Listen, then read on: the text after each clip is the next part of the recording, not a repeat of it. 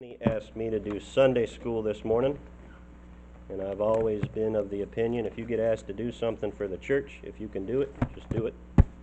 So here I am, you're stuck with me. Uh, we're going to be in Exodus. We're going to start in chapter 7. We'll be jumping around a little bit, but we're going to start in chapter 7. So in junior church with the kids, we've been going through the Bible. We started at Genesis, and we've been working through the different stories. Trying to get them a foundation on the Bible stories there are. And we've been through, we're in the, just started Exodus. We've just got through the miracles. And I was looking at it, reading, studying up for it, and I saw some stuff that I thought would be a good help to us this morning, some stuff that was a good help to me personally. So we're just going to go through it here in Exodus. Before we do that, we're going to have another word of prayer, because I need a little extra prayer this morning. Heavenly Father, we thank you for this day, for all your blessings, Lord, for your grace and mercy, for how good you are to us throughout the week, for keeping us safe and bringing us here where we can worship without fear of persecution or tribulation. Lord, we just thank you for that. I ask you to be with me this morning. Let my words come through clearly and the meaning and the intent behind them. In Jesus' name, amen. Exodus chapter 7. I was looking through, reading through the miracles and Moses and Pharaoh here. And I was looking at Pharaoh and the way he dealt with Moses. And in Exodus chapter 7 and verse 1, we're just going to read through some of this. 7:1 it says, "And the Lord said unto Moses, See, I have made thee a god to Pharaoh, and Aaron thy brother shall be thy prophet. Thou shalt speak all that I command thee, and Aaron thy brother shall speak unto Pharaoh, that he send the children of Israel out of his land. And I will harden Pharaoh's heart, and multiply my signs and my wonders in the land of Egypt. But Pharaoh shall not hearken unto you, that I may lay my hand upon Egypt, and bring forth mine armies, and my people, the children of Israel, out of the land of Egypt by great judgments. And the Egyptians shall know that I am the Lord, when I stretch forth mine hand upon Egypt, and bring out the children of Israel from among them. And Moses and Aaron did as the Lord commanded them, so did they. And Moses was 80 years old, and Aaron 83 years old, when they spake unto Pharaoh. And the Lord spake unto Moses and unto Aaron, saying, When Pharaoh shall speak unto you, saying, Show a miracle for you, then thou shalt say unto Aaron, Take thy rod and cast it before Pharaoh, and it shall become a serpent. And Moses and Aaron went into Pharaoh, and they did so as the Lord had commanded. And Aaron cast down his rod before Pharaoh and before his servants, and it became a serpent. Then Pharaoh also called the wise men and the sorcerers, now the magicians of Egypt. They also did in like manner with their enchantments. For they cast down every man his rod, and they became serpents. But Aaron's rod swallowed up their rods. And he hardened Pharaoh's heart, that he hearkened not unto them, as the Lord had said. Now, if you could just imagine throughout this story, I know we jumped into the middle of it, but Moses grew up in Egypt. 40 years he spent living in Egypt, learning how to be a prince. God had raised him. He knew that he was supposed to deliver the people of Israel, but it wasn't time yet. And so he tried to get ahead of God, and because he did, he spent 40 years after that. He had to run away. Spent 40 years after that living in the wilderness.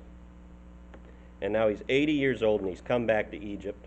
He's been 40 years in the wilderness. He's a shepherd. He's probably a little scraggly looking, probably a little, well, you know how shepherds back then were. They weren't the cream of the crop of society either. It was considered a low job. And here comes Moses into Pharaoh, the king of Egypt's court. And I'm sure you can imagine King Pharaoh seeing Moses here. And this is not the first encounter. What we just read was not the first encounter that Moses had with Pharaoh. But I could just imagine Pharaoh sees Moses coming in, and Moses is here demanding things of Pharaoh, the king of Egypt, a person who's never been ordered, probably hasn't been ordered for a long time, hasn't had to take one single order from anybody. But here's Moses telling Pharaoh what to do. And I can imagine Pharaoh being a little proud, a little boastful, thinking, who's this man to come in here and tell me what to do? And Moses and Aaron going before him, and he throws down the rod, and it becomes a serpent. And Pharaoh's magicians do the same thing, and their rods become serpents as well. And I could just imagine Pharaoh here. It says here that sorry, let me go back. it says in verse 7:1, it says that the Lord said unto Moses, See, I have made thee a god to Pharaoh. So Pharaoh is kind of impressed with Moses, but Pharaoh thinks, I'm doing pretty good on my own. He thinks, I got my own magicians. Yeah, Moses just did a miracle, but my magicians did the same thing too. And sure, Moses's was a little bit greater, but I'm still doing pretty good by his own. I bet you Pharaoh had a lot of pride here. Who was Moses to tell him what to do? If we read on in chapter 7 and verse 19, the next time Moses comes to see him, it says, And the Lord spake unto Moses, Say unto Aaron, Take thy rod and stretch out thine hand upon the waters of Egypt, upon their streams, upon their rivers, upon their ponds, upon all their pools of water, that they may become blood, and that there may be blood throughout all the land of Egypt, both in vessels of wood and vessels of stone. And Moses and Aaron did so as the Lord commanded, and he lifted up the rod and smote the waters that were in the river in the sight of Pharaoh and in the sight of his servants, and all the waters that were in the river were turned into blood. And the fish that was in the river died, and the river stank, and the Egyptians could not drink of the water of the river, and there was blood throughout all the land of Egypt. And the magicians of Egypt did so with their enchantments, and Pharaoh's heart was hardened, neither did he hearken unto them as the Lord had said. Now can you imagine, here's Moses and Aaron. Aaron goes down, it says Aaron goes down to the river, and he smites the river with his staff, and the entire Nile River, one of the greatest rivers in the world, turns into blood. The whole river turns into blood. Everything around it does. And Pharaoh's got his magicians over there by him, and they probably pulled up a bowl of water, a pot of water or something. They didn't do it to the river because that was already blood. But they were able to turn something into blood themselves. And Pharaoh's like, look, I can do that too. And you could just see the pride in Pharaoh. He's thinking, man, Moses doesn't have anything I don't have. I've got everything I need. And he just won't listen. Chapter 8 and verse 5 is the next miracle God does. It says, And the Lord spake unto Moses, Say unto Aaron, Stretch forth thine hand with thy rod over the stream. Stretch forth thy hand over the streams, over the rivers, and over the ponds, and cause frogs to come up upon the land of Egypt. That was the third plague that God did. And Aaron stretched out his hand over the waters of Egypt, and the frogs came up and covered the land of Egypt. And the magicians did so with their enchantments, and brought up frogs upon the land of Egypt. Then Pharaoh called for And the magicians did so with their enchantments, and brought frogs up upon the land of Egypt. So here's Pharaoh once again. Once again, his magicians are able to replicate and do exactly the same thing. Well, not do a pale imitation of what Moses and Aaron were able to accomplish through God. And you could just see Pharaoh thinking, I don't really need Moses and Aaron. They're not any more powerful than I am. I have magicians that can do just as well as they can.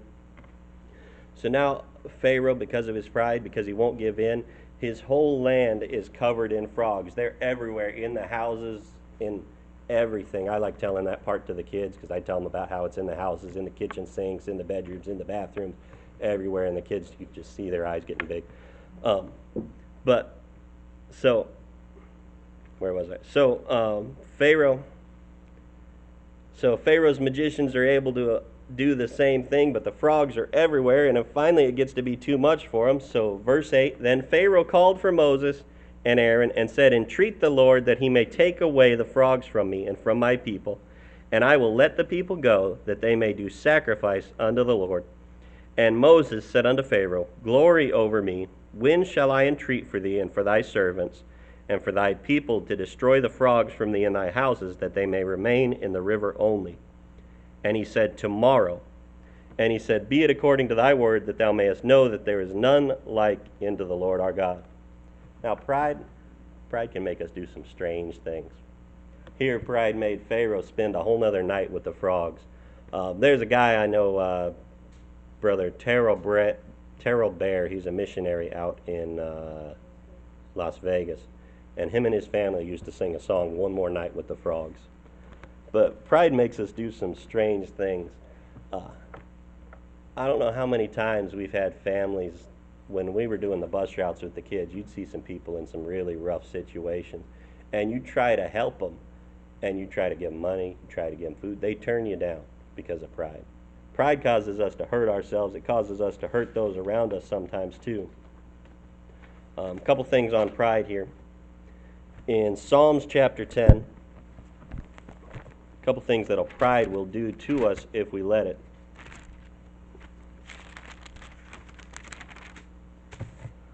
Psalms chapter 10 and verse 4, it says, "The wicked, through the pride of his countenance, will not seek after God.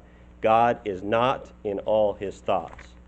Psalms chapter 101 and verse 5, it says, "Whoso privily slandereth his neighbor, him will I cut off. Him that hath an high look and a proud heart will not I suffer." And Proverbs 16 verse 5. Proverbs 16 verse 5 says, "Everyone that is proud in heart is an abomination to the Lord. Though hand join in hand, he shall not be unpunished." If you allow pride to get in your life, pride will separate you from God. It'll get in the way every time. I don't know how many times, and Hannah will tell you this too, how many times I've said things in pridefulness and they just turn around and it turns out to be the exact opposite of what I thought it was, but I was allowing pride to control myself at the time. Not only will pride separate us from God, pride injures those around us. Proverbs chapter 14 and verse 3, it says, "In the mouth of the foolish is a rod of pride." Now, a rod in the Bible was usually used for correction. It was used for striking. Pride is going to cause you to lash out at the people around you, and it's going to hurt the people around you. Proverbs chapter 16 and verse 18. 16:18, I'm sure everybody could quote this verse. It says, "Pride goeth before destruction, but an haughty spirit before a fall." Now one more, Proverbs 29. Proverbs 29 and verse 23. It says, "For an odious woman when she..." Oh, that ain't right. That's 30. 29:23, it says, "A man's pride shall bring him low, but honor shall uphold the humble in spirit." You allow your pride to get the better of you, it's going to keep you from God. It's going to separate you in your fellowship and your prayers. It's going to cause you to pray for the wrong things. It's going to injure those around you, and it can injure you too. Not only was Pharaoh proud, if we go back to Exodus, not only was Pharaoh proud, but he was also pretty stubborn. I mean, starting in chapter 7, starting in chapter 7 and verse 13, we see the first time Pharaoh says no. It says, "He hardened Pharaoh's heart, that he hearkened not unto them as the Lord had said." 7:22, after the next miracle, it says, "Neither did he hearken unto them as the Lord had said."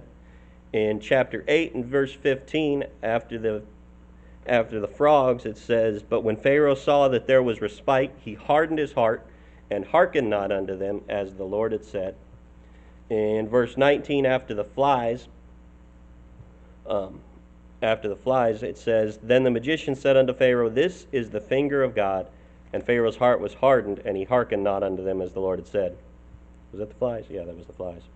And over again, Pharaoh was just being stubborn, even after his pride was broken.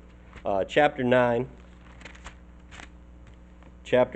and verse 12 is where we're going to start.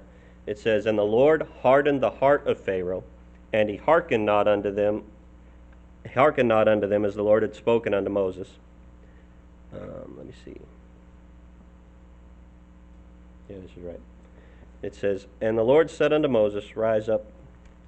Hold on, let me find the chapter. I wrote it down wrong. All right, we're going to start in verse 8 of chapter 9. It says, "And the Lord said unto Moses and unto Aaron, Take to you handfuls of ashes of the furnace, and let Moses sprinkle it towards heaven in the sight of Pharaoh. And it shall become small dust in all the land of Egypt, and shall be a boil breaking forth with blains upon man, upon beast, throughout all the land of Egypt.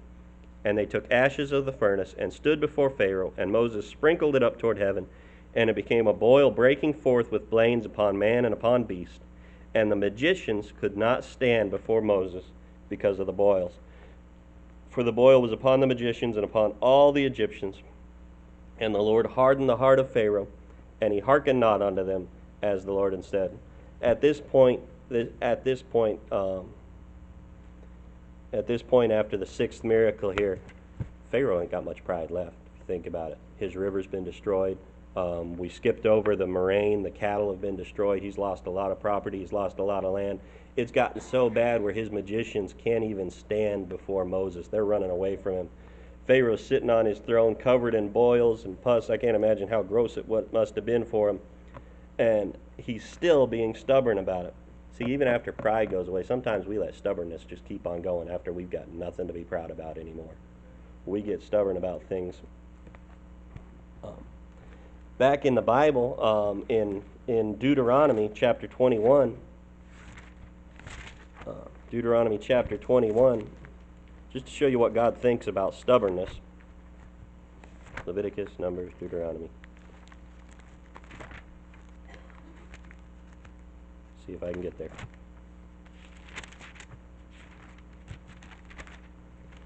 Deuteronomy chapter 21 and verse 18. It says, "If a man have a stubborn and rebellious son which will not obey the voice of his father or the voice of his mother, and that when they have chastened him will not hearken unto them, then shall his father and his mother lay hold on him and bring him out unto the elders of the city and unto the gate of his place. And they shall say unto the elders of his city, This our son is stubborn and rebellious. He will not obey our voice. He is a glutton and a drunkard.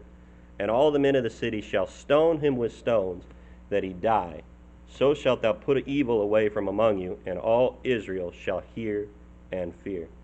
Now, there's a few things in the Bible that God said you should be killed for, but it seems pretty extreme that stubbornness would be on that list. In 1 Samuel chapter 15, when Moses was speaking, or not Moses, when Samuel was speaking to Saul, let me turn over there because I can't quote the verse right.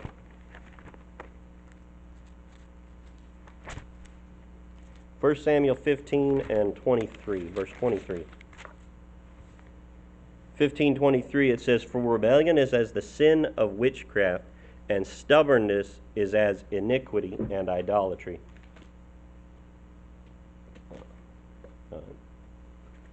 Had another verse on there, but I must have forgot to write it down. It says, "Stubbornness is as iniquity and idolatry."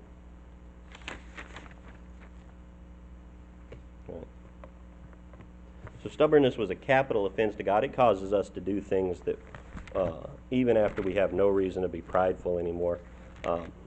One of the biggest parts of my job at work, I won't bore you with the details, is I take a lot of broken bolts out of things for mechanics. And there's a certain process you use to take out broken bolts. There's really 3 different ways I go about it. And I always start with the first one and then move on, and they get progressively more complicated. But I always start with the easiest one. And sometimes I get stuck on that easy process, and I make things way harder because I'm just too stubborn to move on after I see it's not working.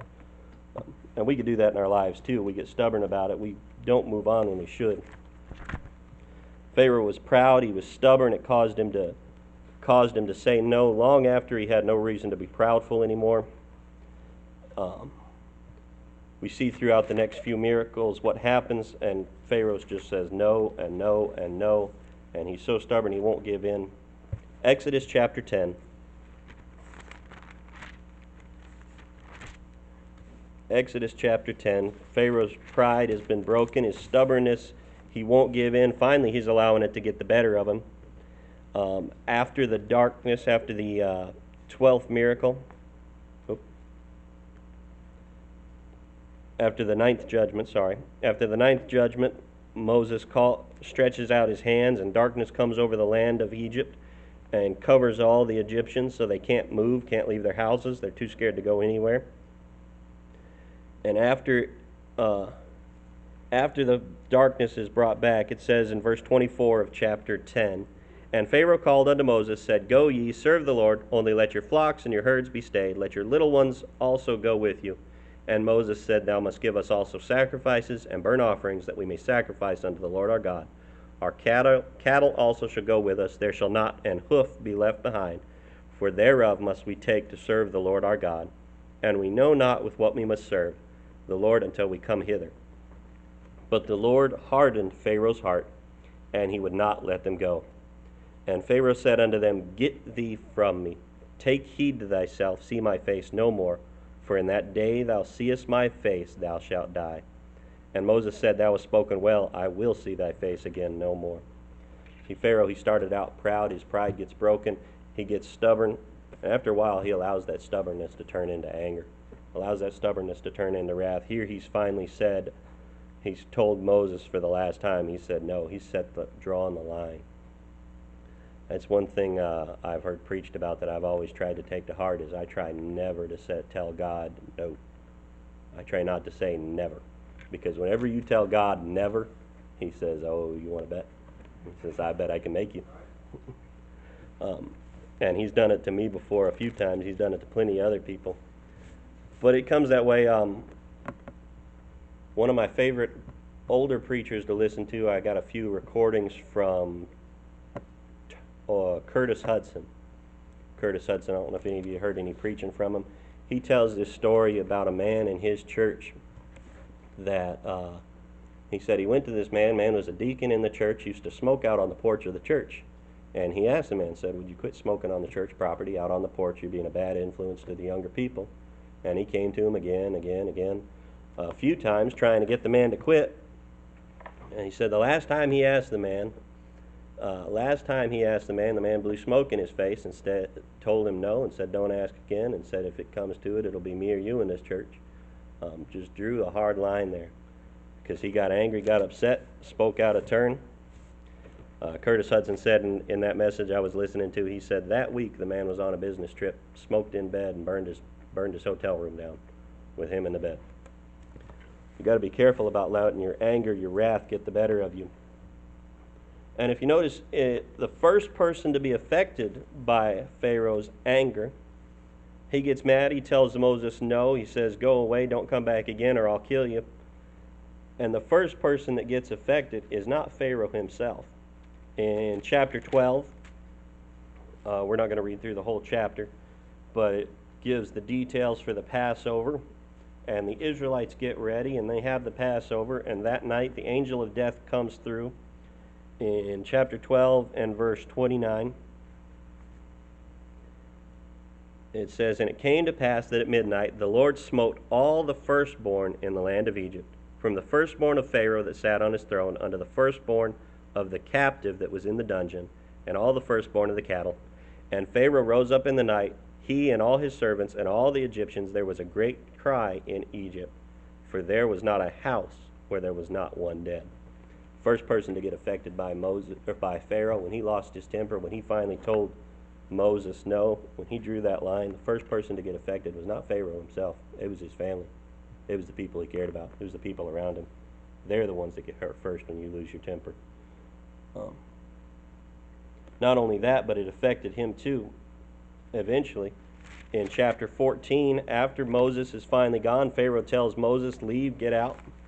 And after a while, Pharaoh begins to think about it. He thinks about the perceived injustices done by the Israelites. He thinks about the opportunities lost. He gets mad. He decides he's going to go chase Moses down. And you all know the story. He chases them down as they're crossing the Red Sea, and he drives his chariots behind them right through the middle of that parted sea. The wheels on the chariots fall off, and the water ends up covering him. Let me see what chapter that is. I don't worry about it. You know the story. But Pharaoh, not only did it affect him, not only did it take the lives of his family, the people close to him, but it ended up getting himself killed too. Proverbs chapter 14. Proverbs chapter 14.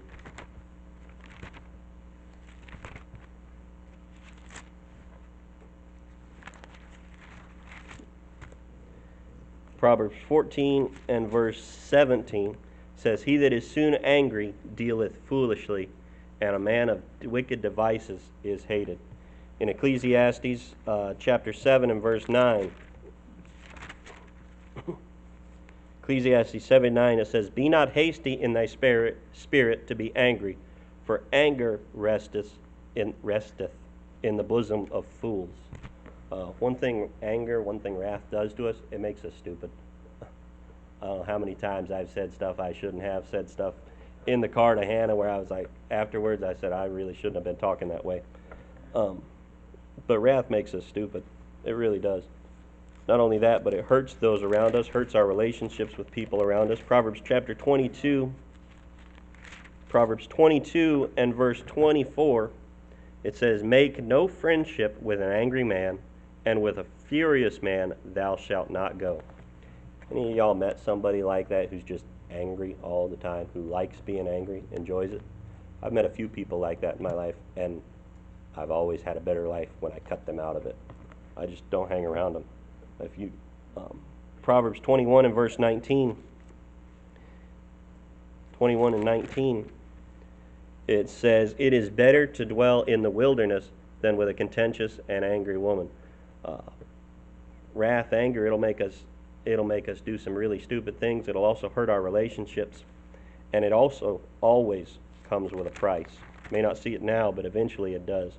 Proverbs chapter 19 and verse 19, it says, "A man of great wrath shall suffer punishment, for if thou deliver him yet, thou must do it again." There's always going to be a consequence for it. So Pharaoh here in Exodus, he had a lot of pride, had a lot of stubbornness, and in the end he had a lot of wrath, and it got him killed because of it. That's all I had for Sunday school this morning. We're done a little early. That's part of the reason why there's donuts and coffee out there. We got a little bit of time before the next service.